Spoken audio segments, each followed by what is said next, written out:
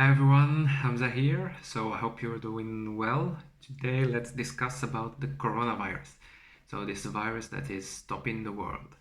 What I want to discuss with you today is two things: is how to handle this situation and go through this crisis as an individual and as business owners, and try to make this may be a growth opportunity both at a personal and business level.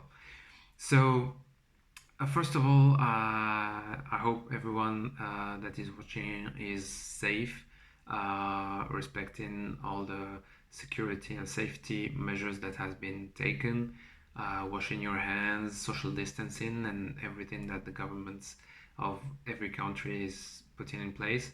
So yeah, let's all be responsible, guys, and try to stay at home and limit the our mobility to really strictly the necessary.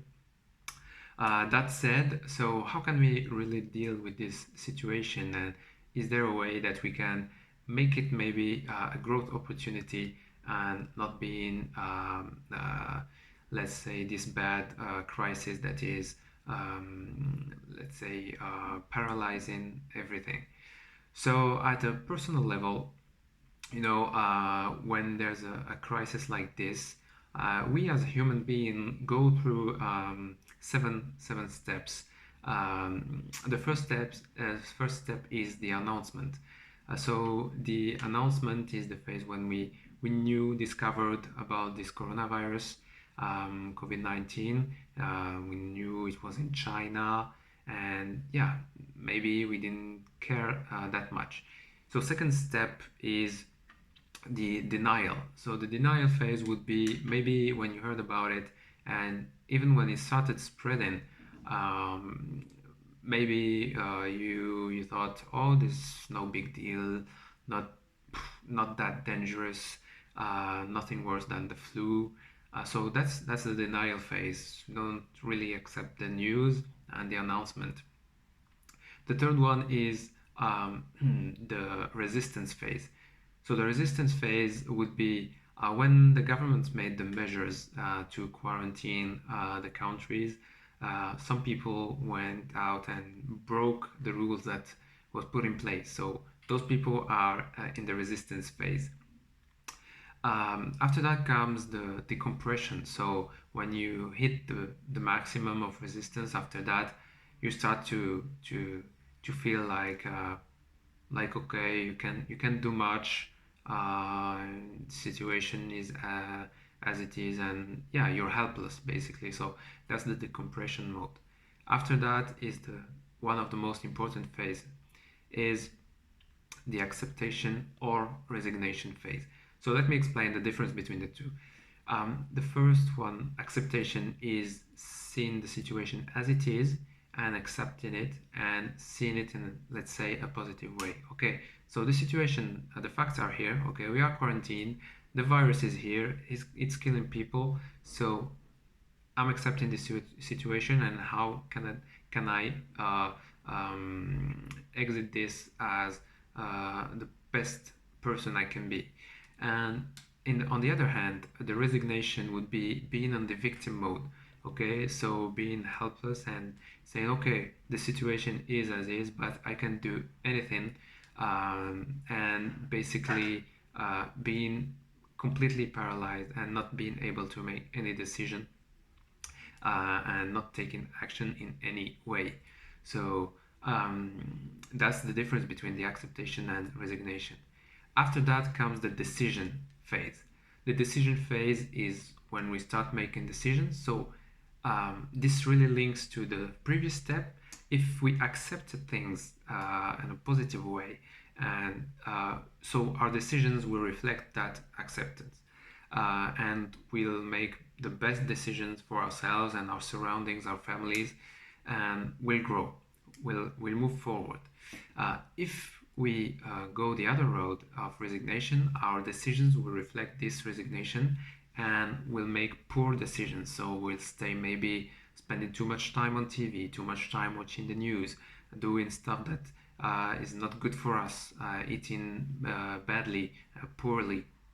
So really, this relates to the phase. That's why I said it's one of the most important phases.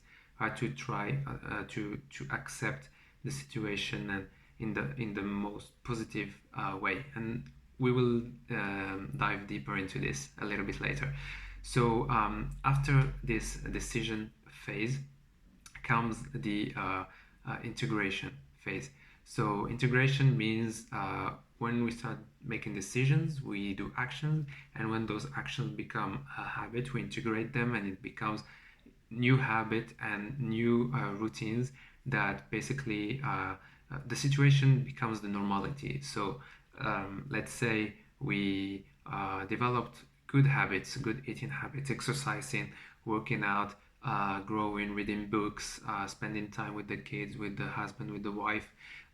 So this will be integrated, and these new routines will be implemented, and will grow from there. If, on the other hand, we made bad decisions, so bad actions, poor eating habits, poor exercising habit, and everything that goes along with it, like staying too much, watching TV, and chilling too much, or stuff like that. No judgment here, and no judgment at all. But if we make those type of decisions, we'll have some results that will impregnate and really forge some bad habits into ourselves, and the integration will be very bad and will not be able to move forward. We may even move backwards. So basically, these are the 7 steps we move through when we are in a situation of crisis. So how can we manage this situation of crisis actually? Well, if you are like me into personal development, you'll know that the saying says the quality of your questions equals the quality of your life. So basically, what that means is that you have the choice of choosing your questions carefully.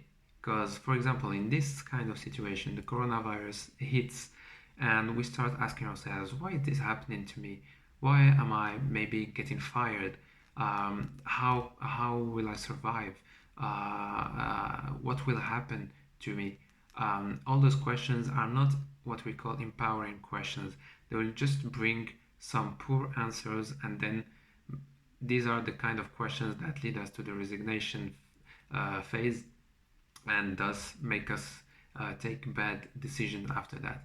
On the other hand, what we can do is maybe ask ourselves better questions. So how can I grow even if I'm in these terrible times or bad times? How can I maybe contribute more? How can I help the community? How can I take advantage of being with my family? How can I learn more? What can I learn from what happens? So these are all empowering questions that really, if we take the time to think about it and answer them, we may be surprised with the action maybe, and the plans, and all the decisions that can come from these kind of questions. So really important, the quality of the questions equals the quality of our lives. So that's one thing. But yeah, I can hear you saying it's easier said than done. But let me tell you something about this. Between what happens and what your reaction, there's always a moment of decision. Okay, so you may not be aware of it, but it is. There's always a moment of decision. So let's say you are at home, and you're not used to spending too much time with your kids because you work in normal times. So, and you spend too much time, and one of your kids, yeah, drops something and it breaks. It's a valuable item, let's say. So maybe you'll yell, maybe you'll get angry, maybe you'll back him. I don't know. Maybe you'll punish him. Maybe so that's one side. But on the other hand, what you could do is, yeah, be understanding, and maybe not give it too much importance. Try to teach him a lesson in a good way. So basically, what I mean by that is really it's up to you to choose which reaction to have. So a lot of people are not aware of that because they don't realize that it's up to them, and it comes back to their habits and their what we call patterns. So patterns are really engraved habits that are engraved in our personality. So to this stimulus, I act like this. To this stimulus, I act like this. To this stimulus, I react like this. So when something of value breaks, I have to find a culprit and to punish him. So basically, that would be a pattern.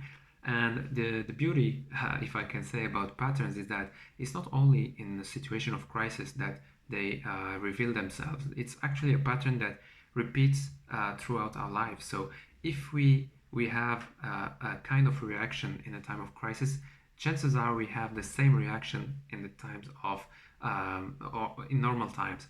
So let's say the same situation or the same reaction. If let's say the car breaks, okay, your normal times, no crisis at all, but you're going to work and your car breaks, okay. So two choices. One choice is to say, okay, so how can I handle the situation? Call in people to help you. Go into a mechanic, maybe if you can, maybe make it to the closest garage. So one way of putting it, and maybe doing your meetings by telephone or something like that. And another way is really to get angry, upset, try to yell at people on the phone, etc. So you see, same pattern here. Okay, something valuable that breaks, or something valuable that is lost, and the reaction is getting angry and everything. So really it depends. It's up to us. And the more you practice this and noticing those patterns and trying to have that higher view about your reaction, the more you practice, the more you'll be able to make or to see those choices and make the best choices for yourself. Because, like we say, repetition makes mastery. So that's on a personal level. And once we have that, what are the actions we can make so that we can take advantage of this bad situation? So, like we said, we have the choice to make good decisions or bad decisions, or bad actions or good actions.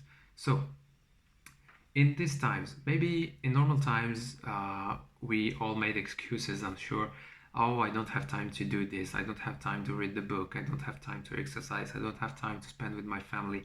I don't have time to do that course. I don't have time to, I don't know, to talk to my family. I don't have time to spend with my husband or my wife.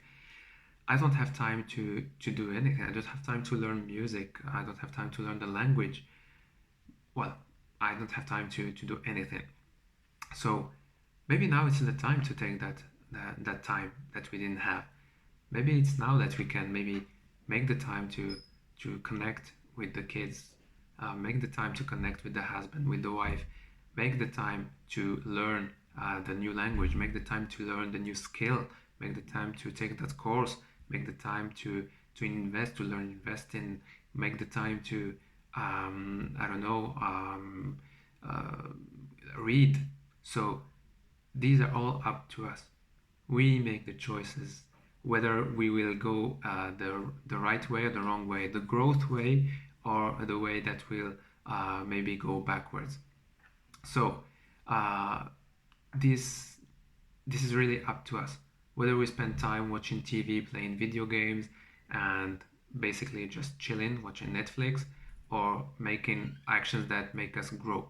So no judgment here. It's just that being aware of uh, every action has a reaction or a result. So if we don't make the the actions to read the book or to take the course, we don't have to complain about not getting to where we wanna get.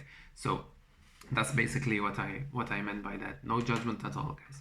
So this is at a personal level. So what about the business point of view? Okay, so as we know, this is a sanitary issue as long as it's an economic crisis.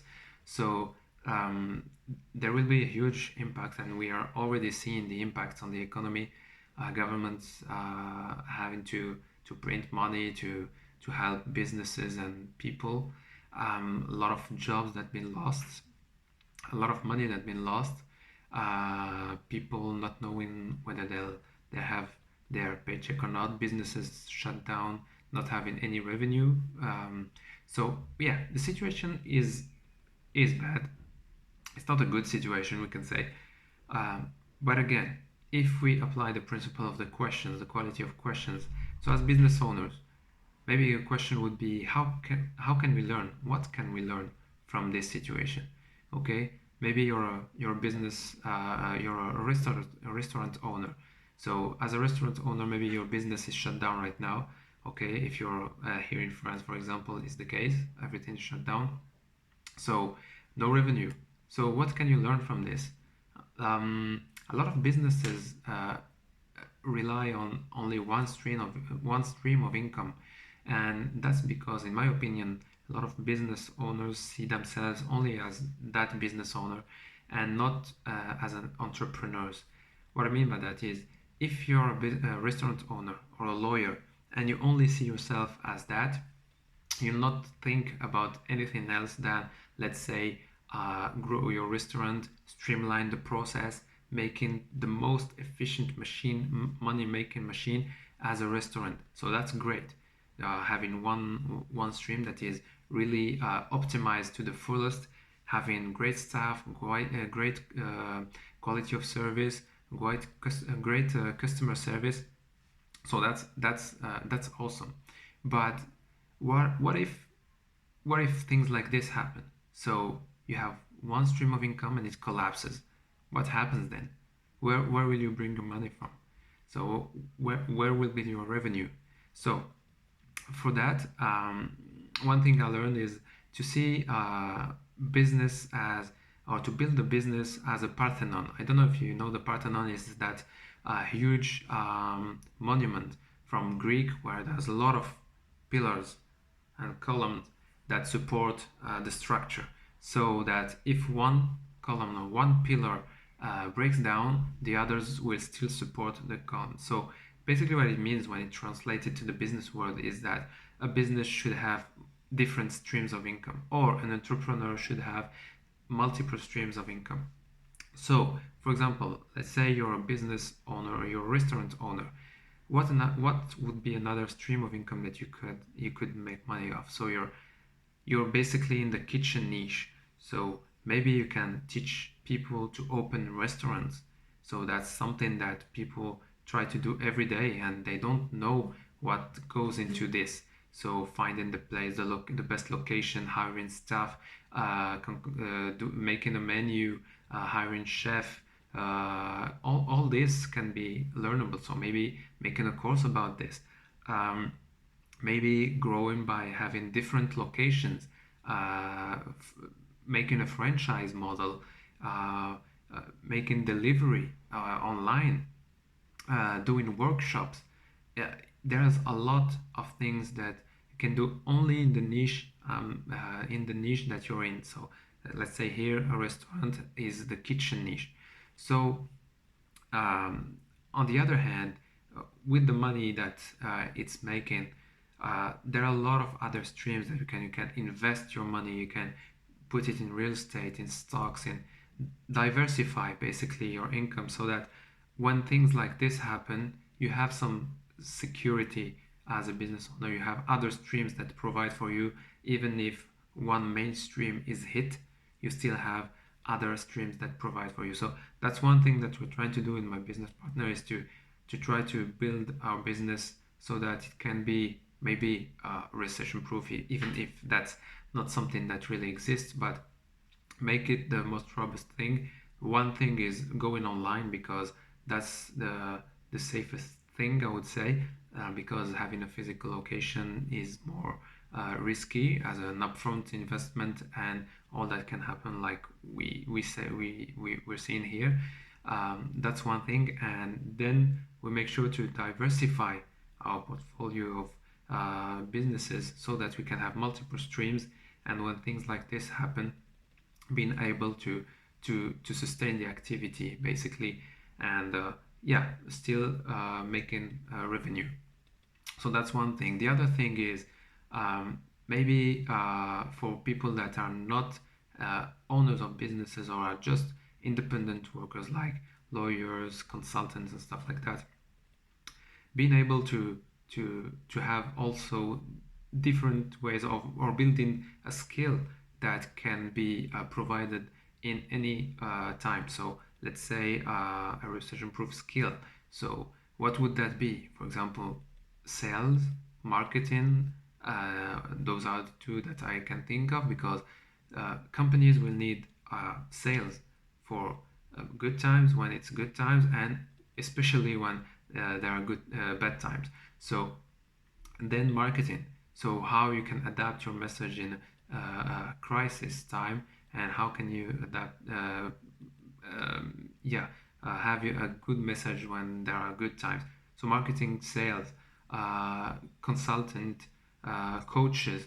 You always be able to provide your services when times like this happen, because you can work remotely. First of all, you can work from anywhere. You only need internet. So that's another discussion if internet's shut down. But yeah, you can basically provide your services from home and via internet. So really thinking about how to structure, how to go about building your business, building your career, so that you or your your streams of income, so that when something happens, uh, you don't have all your eggs in one basket. So that will be my point of view about this, and what can we do as actions to try to grow in this kind of situation as business owners. So there's always this concept of action or stimulus and reaction. So okay, the crisis is here. Okay, it's a fact. Okay, what can we do then to still grow as a business? So I know that not everyone is able to keep the staff. Not everyone is able to sustain the crisis for a long period of time, because the business wasn't built for this on the first hand. So that's a bad thing for sure. But if you're able to, how will you act? Will you fire people, or will you maybe, if you have already some reserves, will you bring revenue from those reserves and try to keep your team that you built, to try to sustain that for a while, so that you can keep your cohesion in your company. The other thing, will you contract, or will you expand? Will you say, okay, these are bad times, so basically we lost maybe, I don't know, a good chunk of revenue. So will you decide to stop marketing, to stop communicating, or will you double down in communication and visibility? Will you post twice, three times more on social media to be more visible to the public? So really, there are a lot of things as business owners that we can act on, so that maybe for sure there are bad consequences for a lot of businesses that were not built for this, but for people that are starting out, keeping this in mind, and people that already have some solid basis, uh, that they can implement things in a way, so that after this crisis passes, because as you know, it's only temporary. After winter is always spring, and then summer. So yeah, it's a phase. We'll go through it. I hope we'll get stronger after that. But yeah, we have to prepare for the good times. So, and a lot of companies actually made their fortune and arose in difficult times, like Uber, Airbnb and stuff like that. They all rose on the verge of 2007, 8, something like that, when we were in the financial crisis of 2008. So, yeah, there's crisis is always difficulty mixed with opportunity. So I'm not saying opportunity to take advantage of vulnerable people or stuff like that, not at all. But there's always a bad side and a good side to a story. So okay, the situation is bad for sure, but how can we take advantage of it in a good way, grow, even if it's a complicated time, and yeah, become the best version of ourselves in this. So I hope you took some value from this video, guys. This is what I want to share with you. Hope you stay safe. Again, wash your hands, social distancing, apply everything the government suggests, and yeah, be strong. Shift your perspectives maybe, and make some good decisions. Keep growing, and see you in the next video. Bye.